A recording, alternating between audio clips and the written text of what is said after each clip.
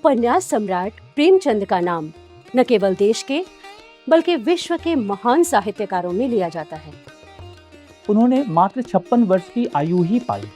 इतने में ही कुल 15 उपन्यास, 300 से अधिक कहानियां, 3 नाटक, 10 अनुवाद, बच्चों के लिए 7 किताबें और हजारों पन्नों का लेख, संपादकीय, भूमिका पत्र आदि का लेखन किया। आज हम उस महान लेखक की रचना प्रक्रिया के बारे में जानने का प्रयास करेंगे। यदि इसे एक वाक्य में कहा जाए तो क्या कहेंगे आप? एक वाक्य? जी, एक वाक्य आदर्शोन्मुखी, यथार्थवाद। वाह, सही कहा। आइए जानते हैं इस पर प्रसिद्ध विद्वान डॉक्टर श्रद्धानंद के क्या विचार हैं। क्यों?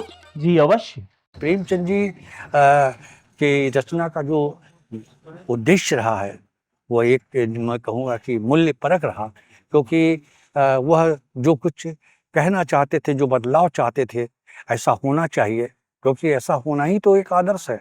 जो हो रहा है वही तो यथार्थ है, लेकिन उसमें बदलाव देना जो है रचनाकार का धर्म है, उसका कर्म है। इसलिए ऐसा होना चाहिए कि दिशा में भी जो है वो निरंतर लगे रहे। और मैं समझता हूँ कि उनकी प्रासंगिकता भी इसी में है कि प्रेमचंद जी ने किसी जीवन के किसी भी पक्ष को, समाज के किसी भी पक्ष को नहीं छोड़ा। यहाँ तक कि स्त्री है, पुरुष है, वृद्ध है, युवा है, बालक है, पशु है, पक्षी है, हर व्यवसाय को।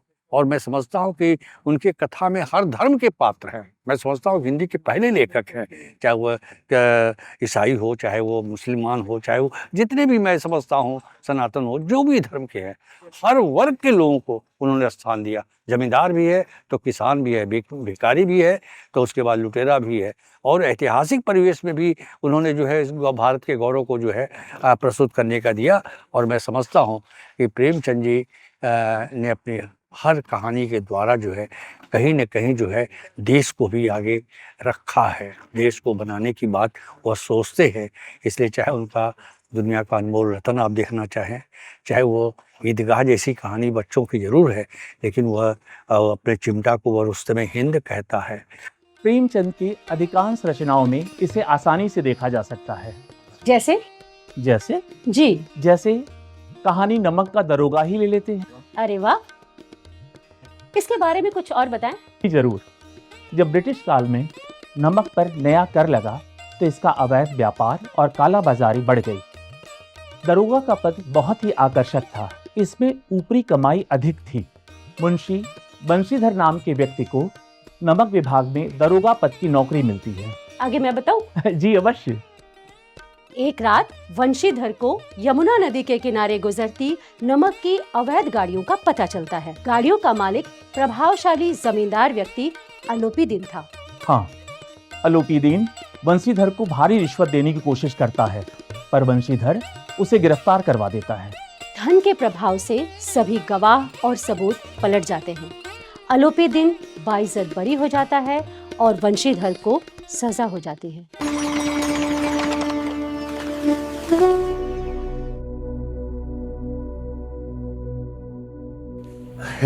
आइए सरकार। अलोपीदीन जी, मैं अभागा बंशीधर का पिता, तो हमारा भाग्य उदय हुआ कि आपके चरण मेरे द्वार पर पड़े।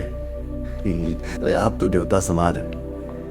अब क्या करें, क्या कहे आपसे, मुंह में तो गाली खुद गई है। ऐसे अभागे कुबूत संतान से ईश्वर ने संतान रखे, पर ऐसी संतान न दे।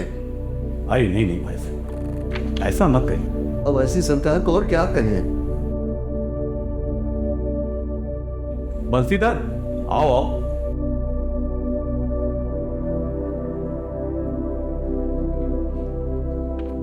एक बात बताइए भाई साहब, कुल तिलक और पुरखों की कीर्ति को उज्जवल करने वाले संसार में ऐसे कितने धर्मपरायण मनुष्य हैं जो धर्म पर अपना सब कुछ निछावर कर सके।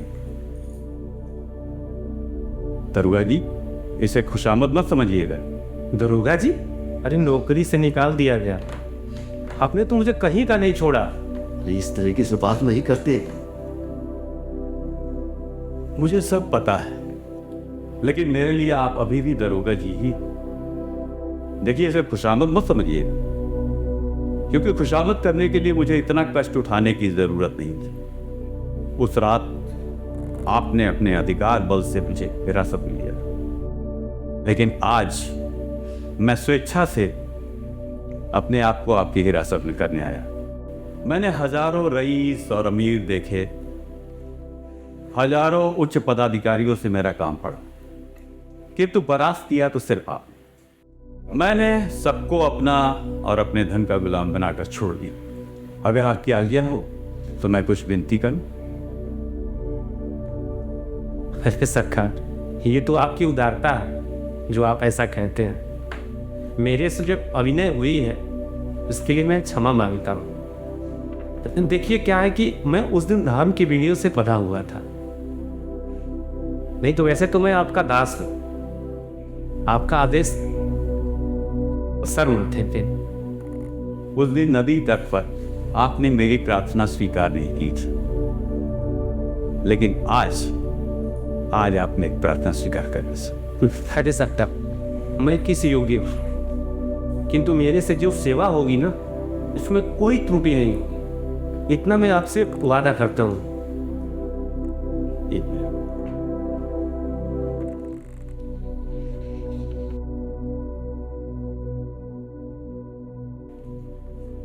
हाँ तो लीजिए, इस पद को स्वीकार कीजिए। क्या है ये?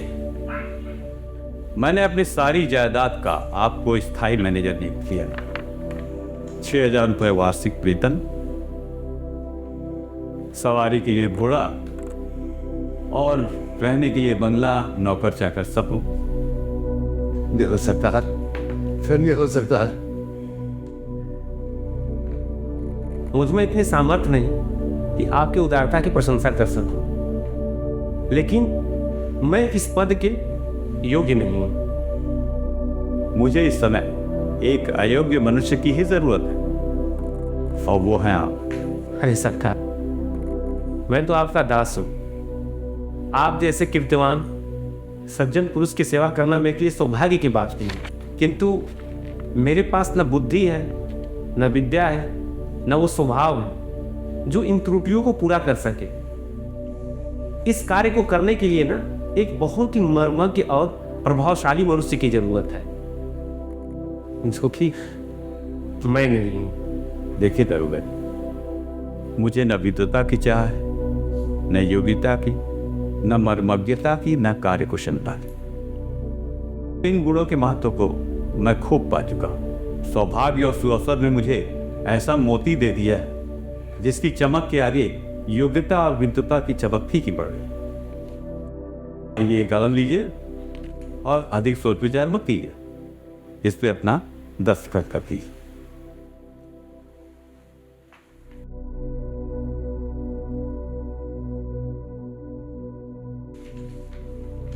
या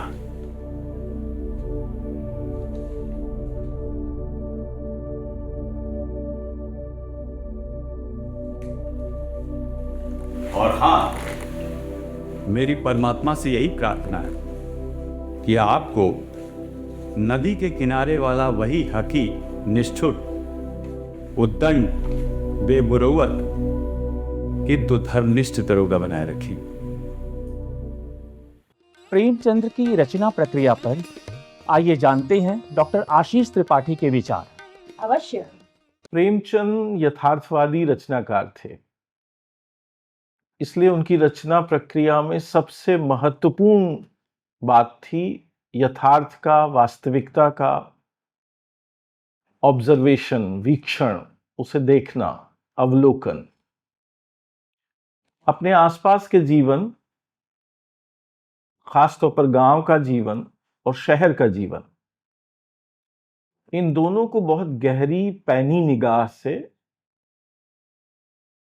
देखना, छोटी छोटी बातों को ऑब्जर्व करना, चरित्रों के रहन सहन, पहनावे, घर, रंग बोध, क्रियाकलाप वगैरह वगैरह सबको देखना, ये उनकी रचना प्रक्रिया का एक महत्वपूर्ण हिस्सा था। सब कुछ को देखने के बाद इस देखने में महत्वपूर्ण होता है चयन। आप जीवन में बहुत कुछ देखते हैं, बहुत सारे लोग आपके संपर्क में आते हैं, बहुत सारे गांव, बहुत सारे कस्बे, बहुत सारे शहर। लेकिन आपको जो बात कहनी या लिखनी होती है उसके लिए आपको चुनना होता है।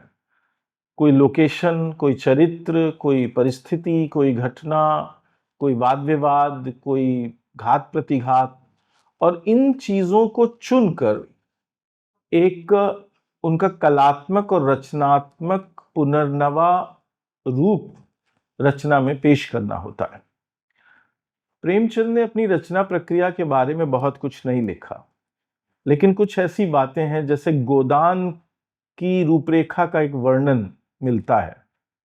उससे वो अनुमान होता है कि जो कुछ उन्होंने देखा, जो कुछ उन्होंने समझा, उसको वो एक चुनकर एक तरतीब में, एक कथा ढांचे में ढालकर कहते थे।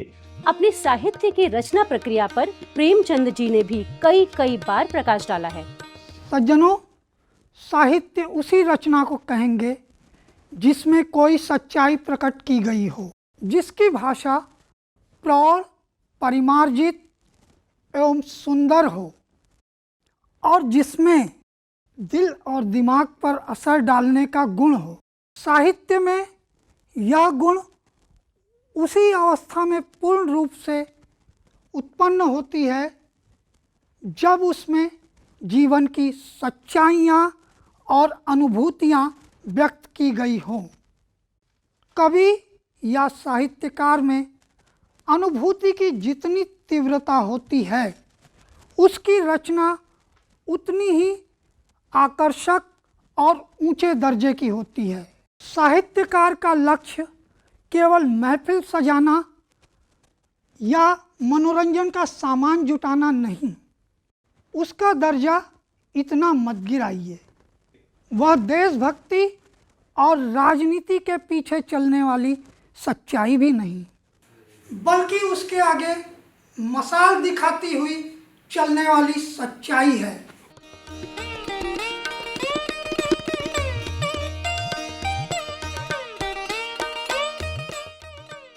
प्रेमचंद की रचना प्रक्रिया का ये एक पक्ष हुआ, और भी तो पक्ष होंगे ना? हाँ, क्यों नहीं। अनुभव यथार्थ का समावेश, सामाजिक उद्देश्य और भाषा की सहजता, पात्रों का जीवन चित्रण, जन जागरूकता, गहन अध्ययन और अनुभव। बिल्कुल सही कहा आपने। भाषा की सहजता पर जानते हैं डॉक्टर प्रीति त्रिपाठी जी विचार, क्यों? बिल्कुल। प्रेमचंद अपनी रचना के प्रारंभ में जब आते हैं तो वो एक तरीके से आदर्शोन्मुख यथार्थवाद की बात करते हैं, क्योंकि कथा कहने की दो शैलियां प्रचलित हैं। पहली जो कथा कहने की शैली है वो हमारे यहाँ बहुत सुखांत की है, और दूसरी दुखांत या ट्रेजिक की है। तो प्रेमचंद मानवीय मूल्यों में विश्वास करते हैं। शुरू में वो मनुष्य की समस्त आशा, आकांक्षा, हर्ष, विषाद, उत्थान, पतन को बताते हुए भी वो ये विश्वास करते हैं कि कोई ना कोई समाधान है, और उस समाधान से वो अपनी उस पूरे कथा का, उस पूरे उपन्यास का अंत करते हैं। लेकिन जैसे जैसे वो दुनिया को देखते हैं और उनकी इस चीज़ पर उनका भरोसा बढ़ता है, वो देखते हैं, उनको लगता है कि नहीं, दुनिया में बहुत सारी ऐसी ट्रेजेडी है जिसको बदला नहीं जा सकता। तो वो उस तरफ भी इशारा करते हैं और वो अधिक से अधिक यथार्थवादी होते चले जाते हैं। अपनी बात की कहानियों में सेवा सदन से शुरू करने वाला जो रचनाकार है, 1936 तक आते आते, गोदान तक आते आते, जो उनका अंतिम पूर्ण उपन्यास है, क्योंकि अपूर्ण उपन्यास अंतिम मंगलसूत्र है, तो वहां तक आते आते कैसे प्रेमचंद उस पूरी धारा को कैसे वो बताते हैं, संबोधित करते हैं। वो ईदगाह में, कफन में, ठाकुर का कुआं, तमाम ऐसी कहानियां हैं, गोदान, जिसमें एक व्यक्ति है जो अपने मन में ही गाय की अभिलाषा लिए हुए इस दुनिया से कूच कर जाता है, और उसकी वो जो इच्छा है, वो जो चरम पुण्य प्राप्त करने की इच्छा है, या अपने पुत्र के जो पुत्र है उसको दूध मंगल के लिए वो चाहता है, वो सब वो नहीं कर पाता। तो ये दिखाते हैं कि यथार्थ जो है वो मनुष्य के जीवन में तमाम विडंबनाओं के साथ आता है।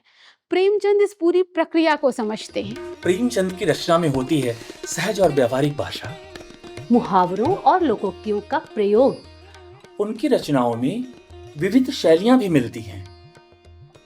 पात्रों का अनुकूल चित्रण भी होता है। जैसे प्रेमचंद की कोई भी रचना ले लें, फिर भी शतरंज के खिलाड़ी ही ले लेते हैं। शतरंज के खिलाड़ी अति सुंदर। अंग्रेजी फौज आ रही है। खुदा खैर करे। आने दीजिए, किस्त बचाइए। ये लो किस्त। कोई 5000 आदमी होंगे। लाल बंदरों से मुंह है, सूरत देख के खौफ मालूम होता है। जनाब हिले न कीजिए, ये चकमे किसी और को दीजिएगा। ये किस्त। आप भी अजीब आदमी हैं। यहाँ शहर पर आफत आई है और आपको किस्त की सूझी है। कुछ खबर है कि शहर घिर गया तो घर कैसे चलेंगे? जब घर चलने का वक्त आएगा तो देखी जाएगी। प्रेमचंद जी के समय देश में ब्रिटिश साम्राज्य के विरुद्ध संघर्ष चल रहा था। इसके बावजूद लोगों में अंग्रेजी बोलने का मोह बढ़ता चला जा रहा। इसे उद्धृत करते हुए प्रेमचंद जी कहते हैं, कौमी भाषा का स्थान अंग्रेजी ने ले लिया है और वह उसी स्थान पर विराजमान है। यह विदित है कि जब तक हमारी राष्ट्रभाषा का निर्माण न होगा तब तक भारत राष्ट्र का निर्माण ख्वाब और ख्याल है। कितने ही सज्जन हैं जो यह कहने में संकोच नहीं करते कि उन्हें हिंदी लिखने या बोलने में असुविधा होती है। यह सीधी सीधी मानसिक दास्ता है। हमारी पराधीनता का सबसे अपमानजनक, सबसे व्यापक, सबसे कठोर अंग अंग्रेजी भाषा का प्रभुत्व है। सभ्य जीवन के हर विभाग में अंग्रेजी भाषा ही मानो हमारी छाती पर मूंग दल रही है। अगर आज हम इस प्रभुत्व को तोड़ सके तो पराधीनता का आधा बोझ हमारी गर्दन से उतर जाएगा। प्रेमचंद की रचना प्रक्रिया के बारे में प्रारंभ में आपने आदर्शोन्मुखी यथार्थवाद की बात की थी। मैं समझ गया आप क्या कहना चाहती हैं।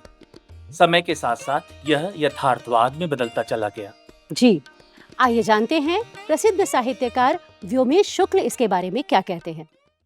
मुंशी प्रेमचंद जी ने अपने लेखकीय जीवन के आरंभ में नागरी प्रचारणी सभा की पत्रिका नागरी प्रचारणी पत्रिका में प्रकाशित हिंदी निबंधों का उर्दू तर्जुमा तब के रिसालों में प्रकाशित कराया है।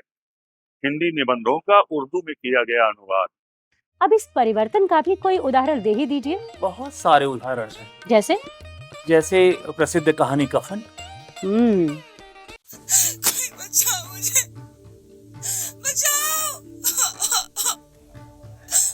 बच्चे की नहीं, दिन भर तो भागते दौड़ते रहे हैं। जा देख के तो आ। अरे मरना है तो मर काहे नहीं जाती, देख के कहा करेंगे बाबूजी। तो तू बड़ा बेदर्द है बे, हैं? साल भर उसके साथ सुख चैन से बिताया, अब इतनी बेवफाई। जा। देखिए मुझसे ना उसका हाथ पर पटकना और तड़पना देखा नहीं जाता। अबे जा देख ले उसकी दशा, उसको क्या हुआ। कुछ चुड़ैल उड़ैल तो नहीं तो ओझा भी 1 रुपया मांगेगा। जा। अरे नहीं नहीं नहीं, हमको ना देखिए बहुत ही डर लगता है, हम तो नहीं जाएंगे। डर लगता है? अरे डर किस बात का, हम यहाँ है ना। हर तो आप ही जाइए ना। अरे मेरी औरत जब मरी थी तो 3 दिन तक उसके पास ही बैठे थे, हटे नहीं वहां से। और फिर वो मुझको देखकर लजाएगी ना। जिसका आज तक कभी मुंह नहीं देखा उसका मैं उघड़ा हुआ बदन देखूं, हैं? वो हमको देखकर और तड़फड़ाएगी। तू जा देख के जा। अरे अच्छा एक बात बताइए, हम तो ये सोच रहे हैं गए और कहीं बच्चा हो गया उसका, तो घर में ना नून है ना तेल है ना हल्दी है ना सौट है, खर्चा कैसे चलेगा? आप ही बताइए। सब कुछ आ जाएगा, भगवान दे तो। जो आज 1 पैसा नहीं दे रहे हैं, कल रुपए ला कर देंगे। मेरे 9 लड़के हुए, घर में कुछ नहीं था, है? भगवान की कृपा से सारा बेड़ा पार हो गया। हाँ। और अब चलते चलते आइए जानते हैं प्रेमचंद की रचना प्रक्रिया पर प्रेमचंद के ही कुछ और विचार। बहुत खूब, क्या बात कही आप। कथानक मैं इस दृष्टि से बुनता हूँ कि मेरी मानव चरित्र में जो कुछ सुंदर है वह उभर कर सामने आ जाए। यह एक उलझी हुई प्रक्रिया है।